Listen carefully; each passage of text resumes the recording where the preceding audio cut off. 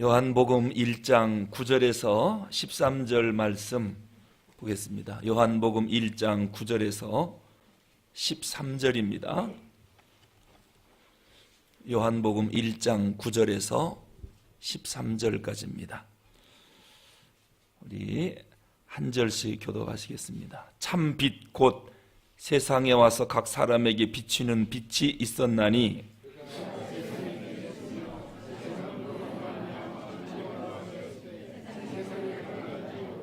자기 땅에 오매 자기 백성이 영접하지 아니하였으나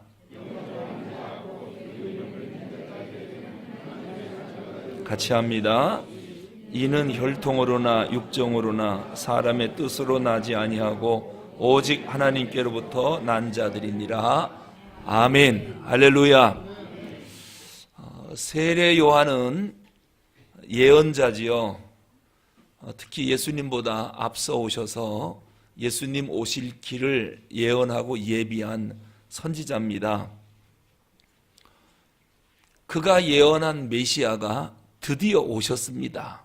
그런데 그 메시아이신 예수님에 대해서 세례 요한이 잘못 생각한 게 하나 있습니다.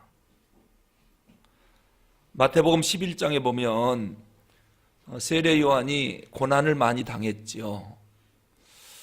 지금 헤롯 왕에게 잡혀서 옥에 갇혀 있습니다. 이제 잠시 후면 헤로디아가 누구냐면 세례 요한의 동생인 빌립의 아내입니다. 아내. 그러니까 제수 씨죠. 그런데 그 제수 씨를 뺐습니다. 그리고 그 헤로디아가 낳은 딸이 하나 있는데 그 딸에게 왕 앞에서 멋지게 춤을 춰서 왕을 감동시키면 네 소원을 들어주겠다고 얘기할 텐데 그때 네가 세례 요한의 머리를 달라고 소원을 이야기해라.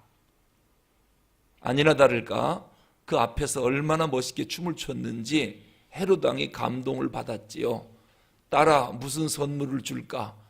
옥에 갇혀있는 세례 요한의 머리를 주십시오. 그래서 군사를 시켜 세례 요한의 목을 잘라다 쟁반에 담아서 헤로디아에게 갖다 주었지요. 그렇게 순교한 사람이 세례 요한입니다. 그 순교하기 전까지 옥에 갇혀서 온갖 핍박을 받았지요. 그러다 보니까 세례 요한이 옥에서 무슨 생각을 했느냐면 분명히 기다리는 메시아가 오시면 이 죄악의 나라, 불의한 나라에 정치적 혁명을 일으켜서 의의 나라로 평정시켜 줄 것이고 억울하게 옥살이하고 이 고통을 당하는 나를 메시아가 절대로 외면하지 않을 것이다. 자, 메시아에 대해서 어떤 오해가 있었냐면 십자가의 고난을 통한 구원의 메시아 이것으로 알지 않고 정치적 혁명을 일으켜서 이 나라를 평정하고 로마를 물리칠 영광의 메시아로만 생각을 하고 있었어요. 그런 메시아가 분명히 오실 것이다. 십자가에 죽으시는 고난의 메시아는 세례 요한은 상상도 안 했어요. 그래서 내가 갇혀있는 이 옥으로 메시아가 오신다면 즉시 달려와서 나한테 악수라도 청하면서 그동안 수고 많으셨습니다. 위로해 주실 것이고 이 나라를 뒤집어 엎을 것이다. 메시아여 어서 오십시오. 그 메시아가 곧 오신다고 예언한 사람이 세례 요한입니다. 근데 감옥에서 아무리 기다려도 예수님이 오셨다고 하는데 메시아가 오셨다고 하는데 소식이 없는 겁니다. 참다 못한 세례 요한이 제자들을 예수님께 보내서 오실 그이가 바로 당신입니까? 이렇게 물어보라고 그랬습니다. 어떤 사람은 이 질문이 세례 요한이 하는 질문이 아니라 그의 제자들이 메시아가 오셔서 이러쿵저러쿵 메시아에 대한 여러 가지 질문을 하니까 그럼 니들이 가서 직접 물어봐라. 그분이 진짜 오신 메시아가 맞는지. 그랬더니 그 제자들이 가서 오실 그이가 바로 당신입니까? 라고 예수님에게 질문을 했다. 그렇게 말하는 신학자도 있는데 어떻게 질문했든지 간에 이 질문을 보고 예수님의 대답을 보면 세례 요한이 옥에서 고난을 당하다 보니까 마음이 지금 흔들리고 있다. 이것은 부인할 길이 없습니다. 왜냐하면 제자들이 물었습니다. 오실 이가 당신입니까? 그러니까 예수님 뭐라고 대답했냐면 나를 인하여 실족하지 아니하는 자가 복이 있도다. 우리 스승님이 그러는데 예수님께 물어보라고 그랬습니다. 오실 메시아가 바로 당신이냐고요. 그랬더니 예수님 뭐라고 대답해요? 나 때문에 실족하지 않는 자가 복이 있도다. 이 말은 뭐예요? 세례 요한이 지금 옥에서 실망하고 있다는 거예요. 여러분, 혹시 예수 믿으면서 실망해 본 적 없습니까? 아니, 내가 이렇게 열심히 기도하고 예배 안 빠지고 이 수요일 밤까지 예배 나오는데 왜 하나님은 살아계시다 하면서 내 기도를 안 들으시나? 아들을 보면 한숨이 나오고 미래가 안 보이고, 남편을 보면 앞길이 깜깜하고, 내 몸을 보니 몸은 병들어서 삭신 안 아픈 데가 없고, 이게 예수 30년 40년 믿은 결과라면 도대체 예수가 뭐냐는 거예요. 신앙생활이 뭐냐는 거예요. 이렇게 열심히 교회 나오는 게 뭐냐는 거예요. 에이, 그만 둬버릴까 보다. 혹시 이런 생각 안 들어보셨습니까? 웃는 거 보니까 동의하는 것 같아요. 하나님이 전능하시고 복의 근원이시라면 왜 나를 돌보지 않습니까? 내가 뭘 잘못했다고. 오직 하나님밖에 모르는 사람을 이렇게 외면할 수 있습니까? 왜 사업하는 것마다 안 됩니까? 왜 하는 것마다 부도납니까?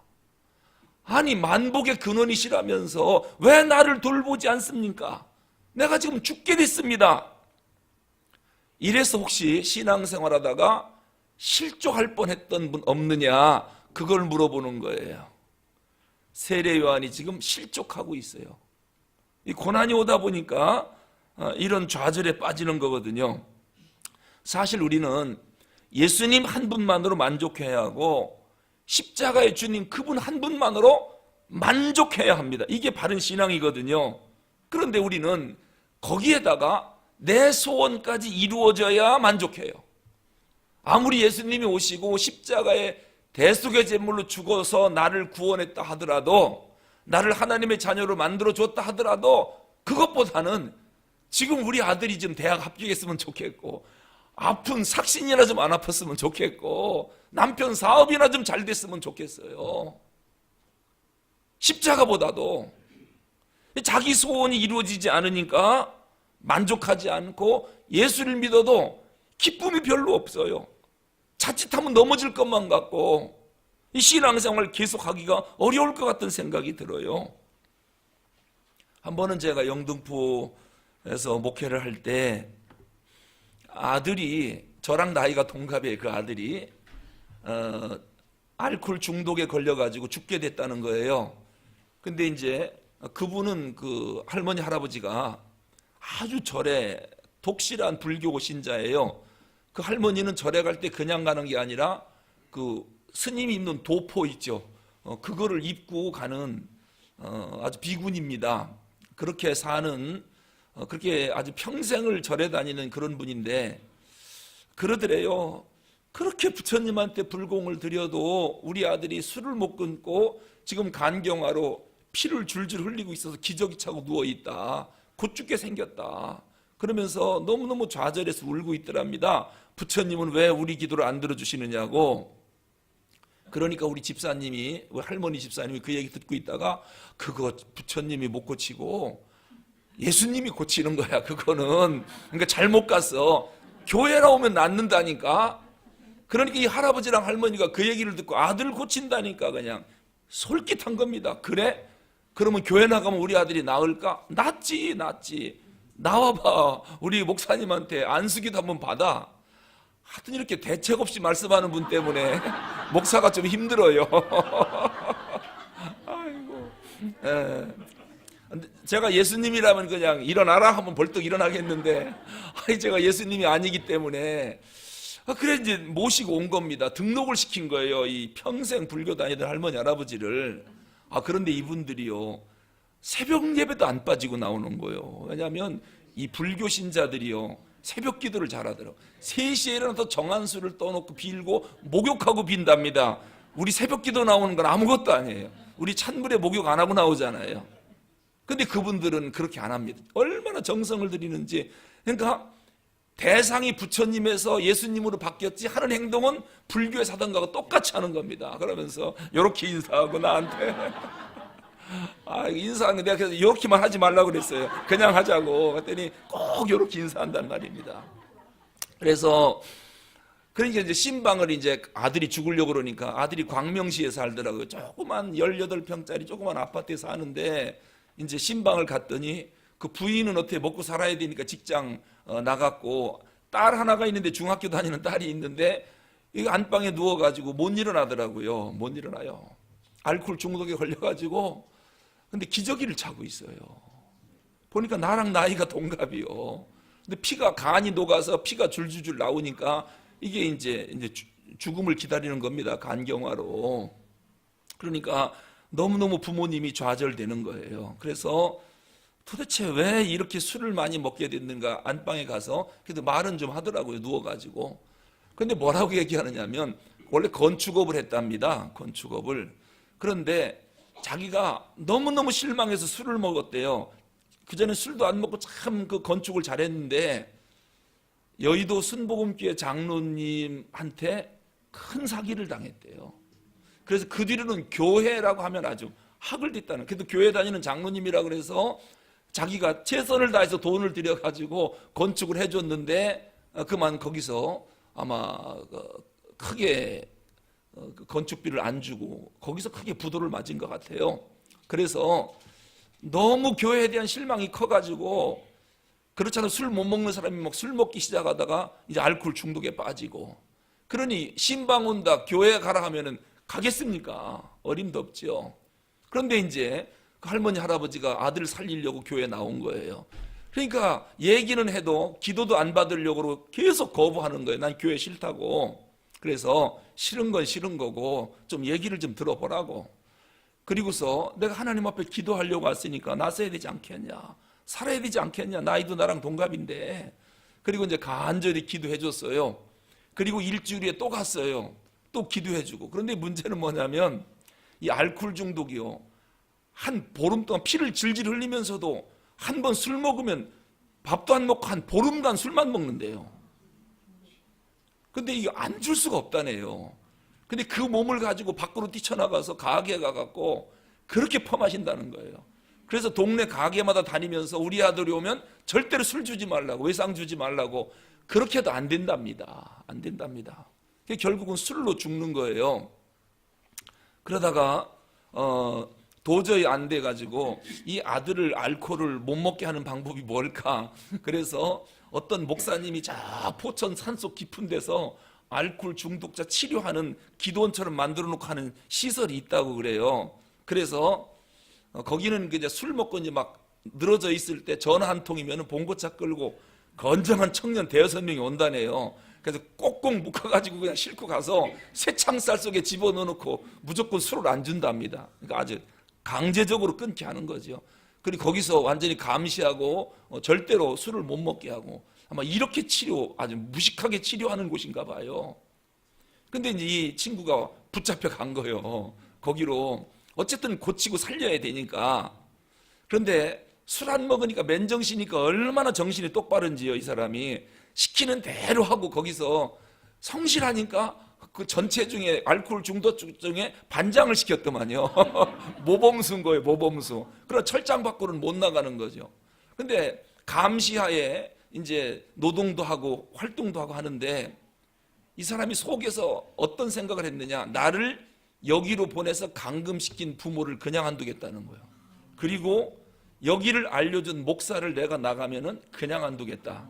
나는 그것도 모르고 죽음이 다가오는지도 모르고 그냥 계속 하나님께 기도만 했어요. 왜? 그 할머니 할아버지는 새벽마다 나오니까 아들 때문에 올 때마다 같이 놓고 기도해야죠. 왜냐하면 제 기도를 하나님이 듣는다는 걸 제가 알거든요. 안 살리고는 하나님의 뜻이고 기도는 할 수 있잖아요. 하나님 앞에 참 간절히 기도했어요. 그런데 한 3개월 후인가 모범 그 수감생이 돼가지고 반장이 됐는데 조금 자유를 줬나 봐요. 반장이 되니까 이제 술을 다시는 안 먹을 것 같으니까 조금 자유를 줬는데 그 밤에 철장문을 열고 나와가지고 신발도 안 신고 맨발로 그 포천 깊은 산속에서 그냥 뛰어온 거였는데요. 그렇게 해가지고서 구로동까지 온 거예요.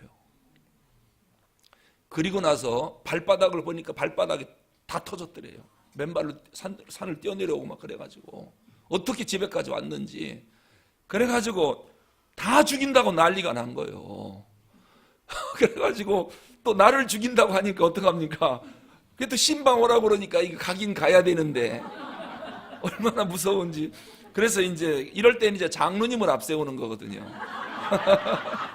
장로님들 보고 오시라고 해서 두 분을 앞세워가지고 이제 신방을 갔지요. 나를 때리면 얼른 장로님 이제 맞게 하려고. 근데 그래도 사람이 기본적 양심이 있어서 그런지 가니까 그래도 공손해지더라고요. 속이야 그랬던지 간에. 그래서 이제 또 예배를 드린 거예요. 그러면서 오죽하면은 살리려고 이 간경화 고쳐야지 이 피 줄줄 흘리지 않느냐. 죽으면 안 되니까 이 방법이라도 하려고 한 부모 마음을 이해를 해야지 하고 설득을 했더니 이제 알아듣더라고요. 이 정신은 멀쩡하니까요. 술이 문제지. 그래서 이제 또 일주일마다 계속 가서 예배 드리는데 이 술이 한 번에 딱 끊어지는 게 아니라 한 3달간 안 먹는데요. 그러니까 또 좋아가지고 할머니가 와서 예수님이 우리 아들 숨 끊게 했다고 몇 달째 안 먹으니까 3달째 안 먹으니까 얼마나 모범 아들이 됩니까? 근데 또 3달 있다가 이 가게 앞에 지나가면 이 냄새 때문에 그러는지 또 가서 한 번은 교회 와서 또 울상인 거예요. 왜 그러니까 어젯밤부터 또 먹기 시작한대요. 조금만 속상한 일 있으면 이제 가가지고 먹는데 또 한 보름 먹는 거예요. 그리고 또 이제 퍼져 있는 겁니다. 그럼 또 신방 가서 그 먹지 말라니까 왜 먹었냐? 3달 잘 참았는데 또 그거 이제 끝나고 나면은 이번에는 한 6개월 안 먹고 이제는 한 1년 안 먹고 그렇게 되더만요. 근데 안 먹진 않아요. 한 번 먹으면 그냥 막 퍼지게 먹어요.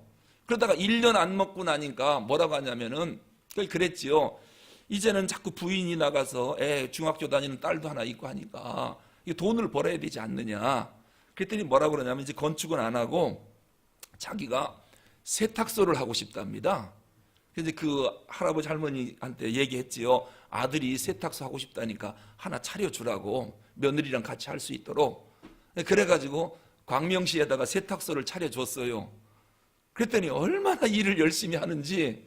그래가지고 이제 그 뒤로 이제 술을 끊고 열심히 교회 나오기 시작한 거예요. 그래서 아주 멀쩡하게 살아가지고 간경화도 고치고 예수도 잘 믿고 새 사람이 됐어요. 근데 제가 말씀드리려고 하는 것은 뭐냐? 안 먹다가 3개월, 6개월마다 또 한 번씩 먹잖아요. 한 번은 새벽 기도를 안 나왔어요. 할머니가. 할아버지는 나왔는데. 그래서 왜 할머니 안 나왔습니까? 그랬더니 아들이 또 술 먹었어요. 그래. 그러면서 할머니 그런데요. 아니 열심히 예수 믿으면 아들 술 끊는다 그랬는데 자꾸 먹는 거 보니까 나 이제 또 절로 갈란다 그런답니다. 자기 소원 안 들어준다고. 술을 끊어야지 예수님이 왜 자꾸 먹게 하느냐는 거예요. 그러면서 내 소원 안 들어주니까 나 다시 절로 가서 부처님께 빌어야 되겠다고 그러더래요. 그래서 또 얼른 신방을 갔지요. 가서 벌써 3개월, 6개월 안 먹은 게 어딥니까? 이게 점점 낫는 거고 나중에 끊습니다. 열심히 새벽기도 나오라고 했더니 또 나오더라고요. 그래서 결국은 해피엔딩이 돼서 지금 멀쩡하게 살아서 광명시 가면 세탁소 열심히 하고 있습니다. 아주 크게 하고 있는데 우리가 그 할머니 같은 마음을 우리도 갖고 있어요. 오늘 세례요한이 그 마음을 갖고 있다니까요. 왜냐? 자기 소원이 안 이루어지니까. 왜 이 고난이 해결이 안 되냐는 거. 예수님이 계시다면 아니 예수님 한 분, 그분이 나를 위해 십자가에 돌아가셨다는 거 이거 하나만 갖고 만족할 수 없나요? 근데 우리는 그거 갖고는 만족이 안 되는 거예요. 그래서 예수님이 뭐라고 제자들에게 말하느냐면 너희가 광야에 무엇을 보려고 나갔더냐? 바람에 흔들리는 갈대냐? 부드러운 옷 입은 사람이냐? 부드러운 옷 입은 사람들은 왕궁에 있느니라. 이거는 지금 책망입니다. 너희들이 왜 메시아를 기다렸느냐? 뭐 때문에? 너 병 고치려고 메시아 기다렸느냐? 아니면 사업 잘 되게 하려고 메시아 기다렸느냐? 자식 잘 되게 하려고 너 메시아 기다렸느냐? 그런 사람들은 다 병원에 가 있고 사업장에 다 가 있다. 니들이 왜 나를 기다렸느냐? 죄 용서함 받고 하나님의 자녀가 되고 구원 받으려고 나를 기다린 거 아니냐? 지금 책망하고 있는 얘기입니다. 여러분, 사는 것이 힘들다고 그래서 나를 구원하신 예수님을 배척하고 외면하고 신앙을 포기하려고 하는 그런 사람이 우리 중에는 없기를 바랍니다.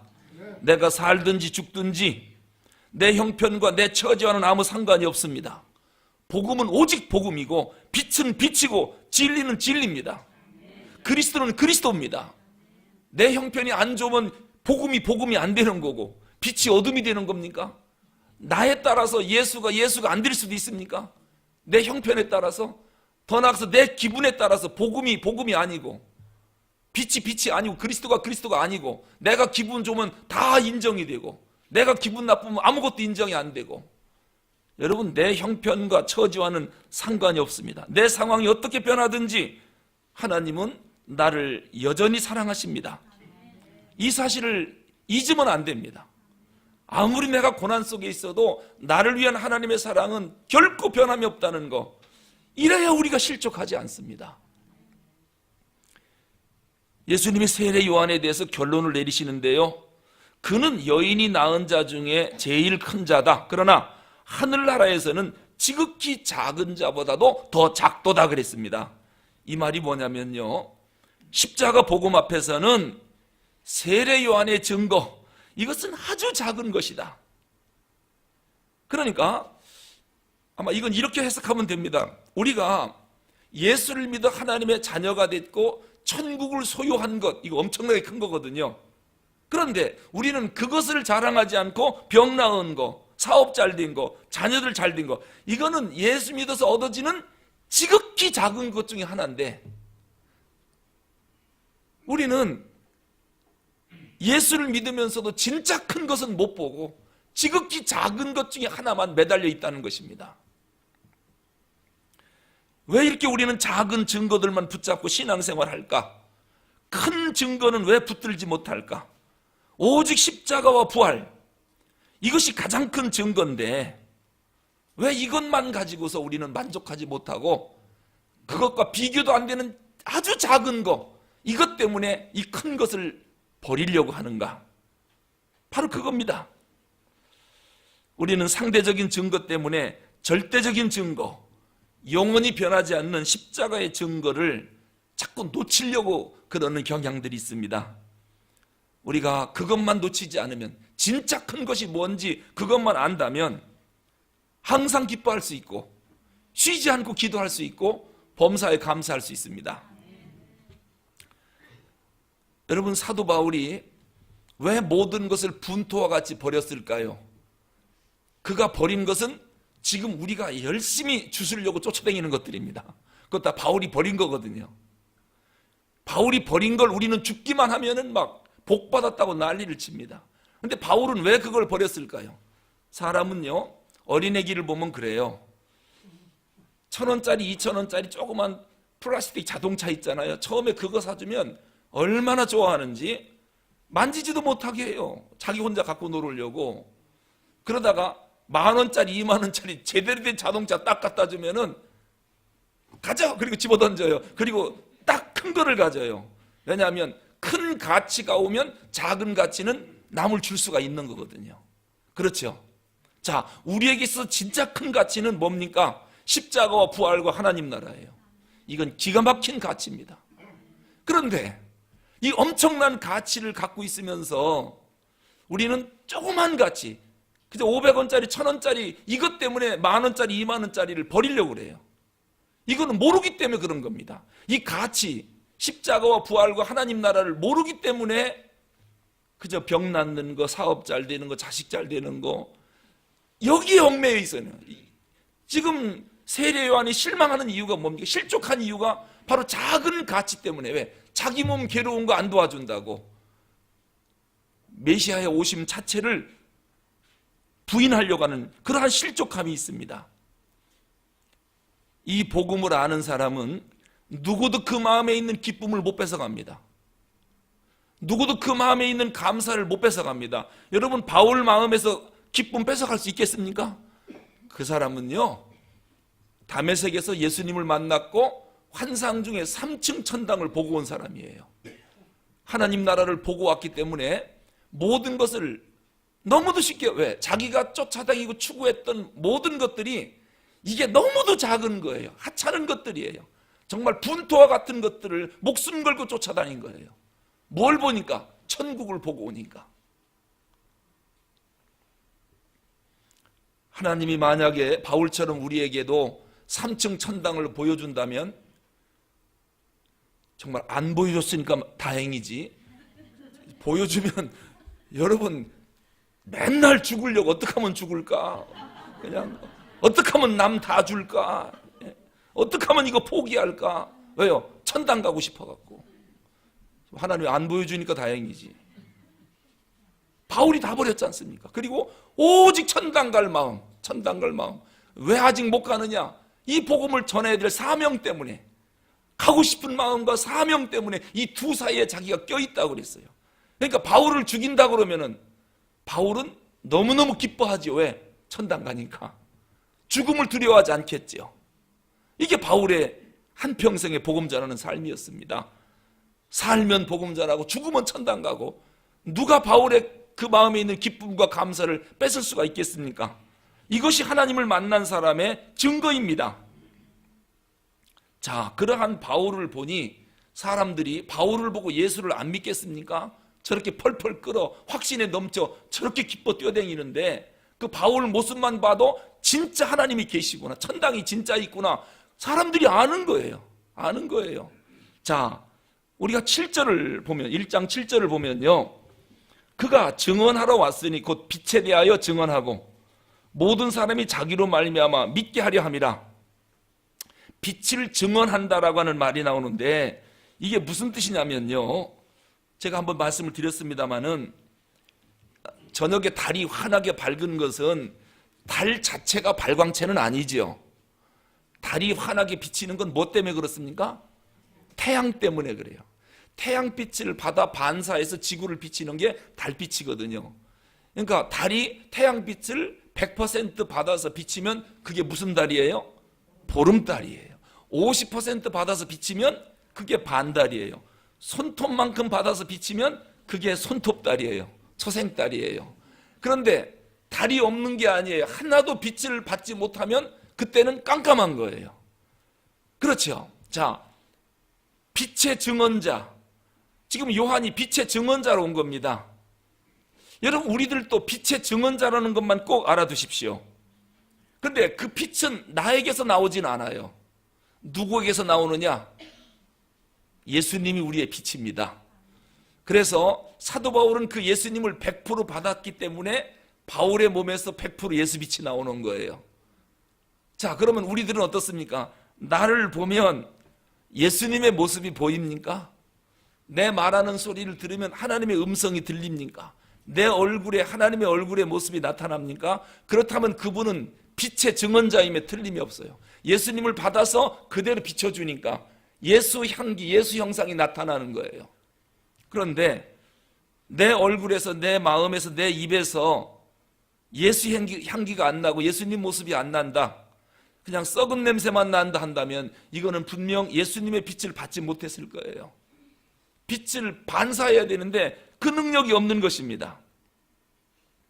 사도 바울은 그 부분에 있어서 펄펄 끓은 사람이에요. 왜? 예수로 충만하기 때문에 예수 빛을 비치니까 가는 데마다 교회를 세우고 복음을 전하고 능력이 나타나고 죽은 자를 일으키고 병자를 고치고 이런 능력이 나타난 것이죠. 여러분, 처음 예수 믿는 사람한테 물어봅니다. 어떻게 예수를 믿게 됐습니까?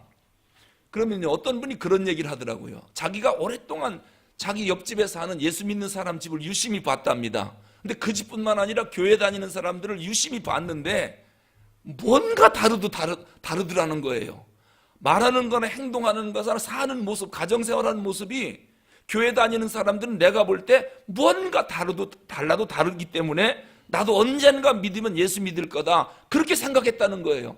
그리고 드디어 교회를 나왔다는 거예요. 그러니까 우리가 전도할 때 그러잖아요.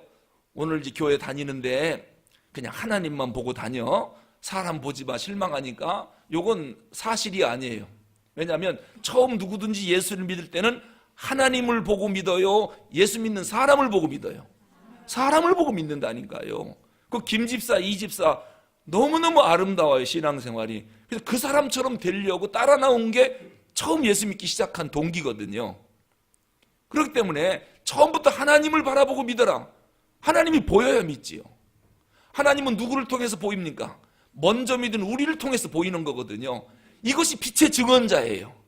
그래서 내가 하나님의 모습을 많이 보여주면 나를 보고 사람들이 예수를 믿을 거고, 그러면 나는 빛의 증언자가 되는 겁니다.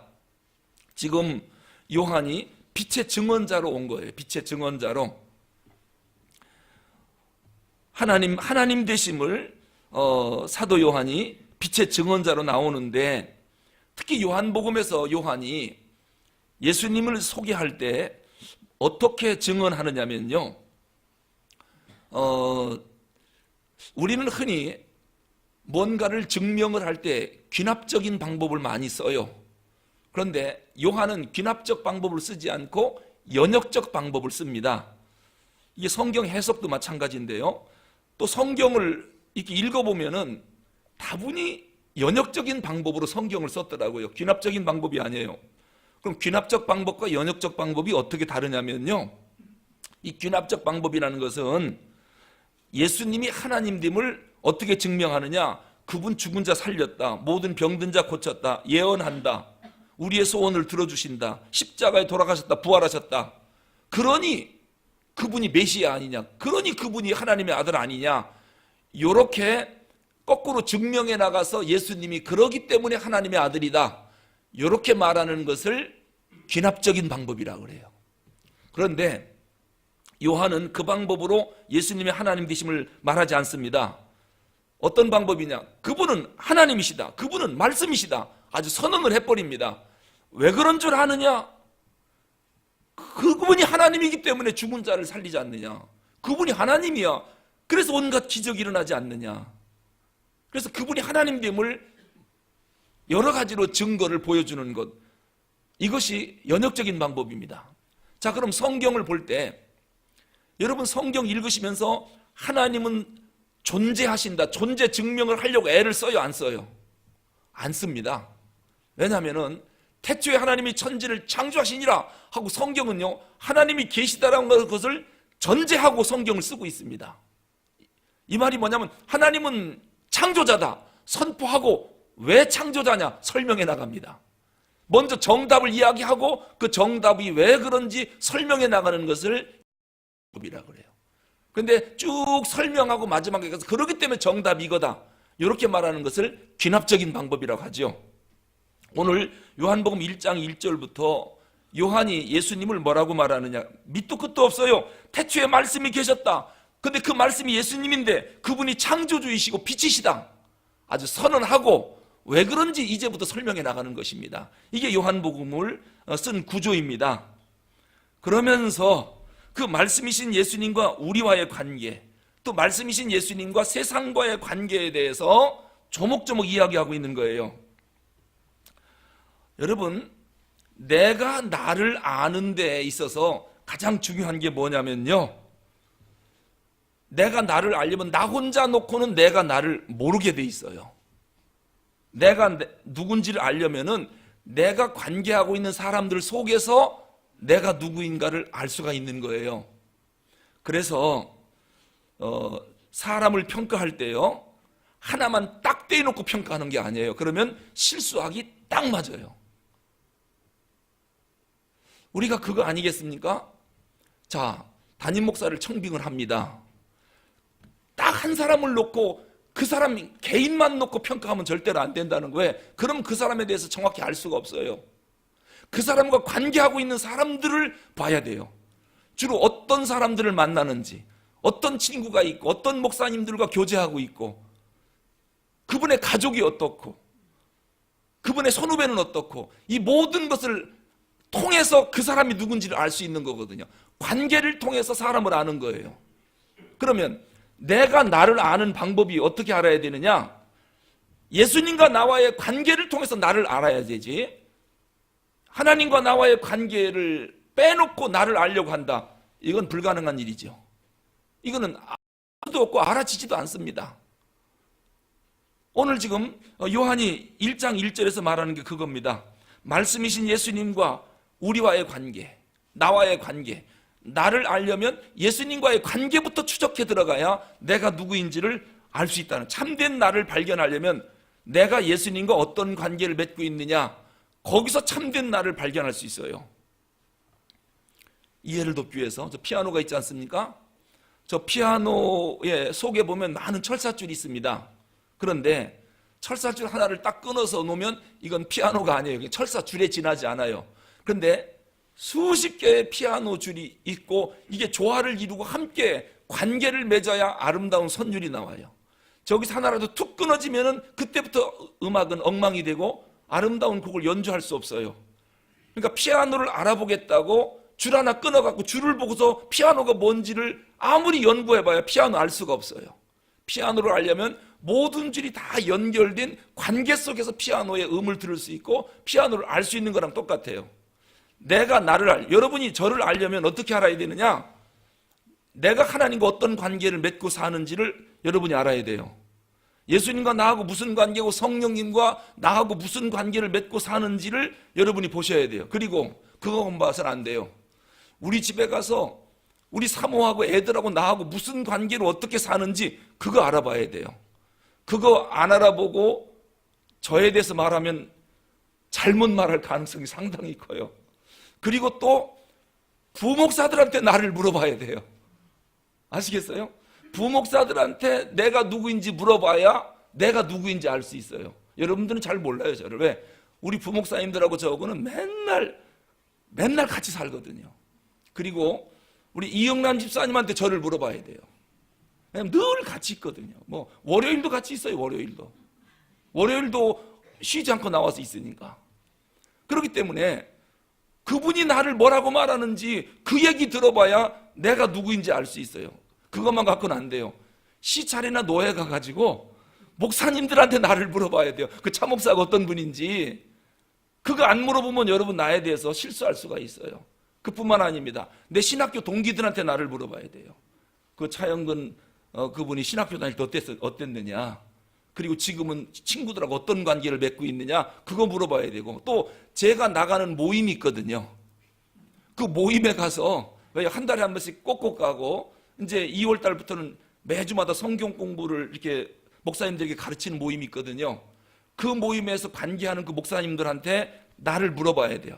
이게 무슨 얘기냐면, 한 사람을 알려면 관계 속에서 알아야 된다. 그래야 진짜 나를 발견할 수 있다는 거예요. 관계를 다 끊어놓고 나 하나 놓고 그 사람이 어떠냐, 어느 대학 나왔냐, 몇 등 했느냐, 뭐냐, 그거 하나만 갖고 어떻게 압니까? 이러면은 사람을 잘못 볼 가능성이 커요. 마찬가지입니다. 하나님과 나와의 관계, 이게 정확해야 참된 나가 누구인지를 거기서 알 수가 있습니다. 그렇기 때문에 세상에서 제일 못난 사람이 누구냐면, 까짓것 나 하나 죽으면 끝이지, 이거 진짜 못난 사람입니다. 나 하나 죽으면 끝이지, 이렇게 생각하는 사람이 얼마나 어리석은지 몰라요. 왜? 자기 하나 죽는 거로 끝나는 게 아니에요. 예를 들어 볼까요? 딸이 둘이 있는데 큰딸이 너무 속상했던지 까짓것 나 하나 죽으면 끝이야. 그리고 만약에 자살했다고 해봅시다. 둘째 딸 시집 잘 가요, 못 가요? 쉽지 않을 거려. 왜? 그 집 큰딸이 자살했대. 그 집 아버지가 자살했대. 그 집은 할머니가 자살했대. 그러면 그 집으로 딸 주고 싶어요? 사위 주고 싶어요? 좀 어려움이 있겠죠. 이거 보세요. 나 하나 죽으면 끝입니까? 아닙니다. 아닙니다. 왜? 우리는 모두가 다 관계를 맺고 있는 사람들이에요. 여기에서 우리의 의미가 있는 거거든요. 여러분, 교회도 마찬가지입니다. 교회도 아이고 뭐 이렇게 많은 사람 가운데 나 같은 사람 평신도인데 알아주긴 하나? 그래가지고 두레교회 교인이 한번 일 하나 한번 저질러 보세요. 두레교회 전체가 쑥밭이 됩니다. 왜? 우리는 관계 속에서 교회라고 하는 의미가 있는 거거든요. 그러니까 우리 중에 누구 하나라도 문제가 발생하면 교회가 치명적인 아픔을 겪어요. 그러니까 나 혼자가 아니라고 하는 것을 우리가 늘 생각을 해야 됩니다. 나 하나를 이해함에 있어서도 전체의 관계 속에서 나의 의미를 찾아야 된다. 자, 그럼 예수를 믿는다는 게 뭐냐? 이건 예수님과 나와의 관계에서 나를 아는 거, 이거를 예수 믿는다라고 말하는 거예요. 예수님과 나와의 관계에서 예수님 안에서 내가 누구구나, 요거 아는 것을 예수 믿는다라고 말을 해요. 근데 이 관계를 정확히 모르면 아직 예수를 믿는 건 아니에요. 믿음이 뭔지를 모르는 거예요. 그러니까 예수를 믿는 사람과 안 믿는 사람이 그게 그거지 어림도 없는 소리입니다.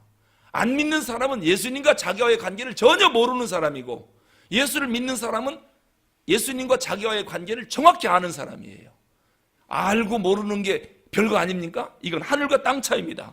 진리를 아는 자는 생명 속에 들어가고, 진리를 모르는 자는 그거는 저주 속에 들어가는데, 이게 어떻게 예수 믿는 사람과 안 믿는 사람이 그게 그겁니까? 별 차이 없다라고? 이거는 진짜 모르는 사람들이죠. 이거는 하늘과 땅 차이입니다. 자, 그러면 예수님과 나는 도대체 어떤 관계인가? 이것을 오늘 10절에서 정확히 이야기하고 있어요.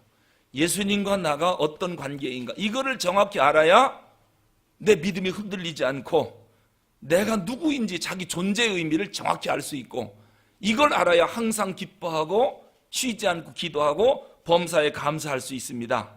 그럼 예수님과 나와의 관계는 어떤 관계인가?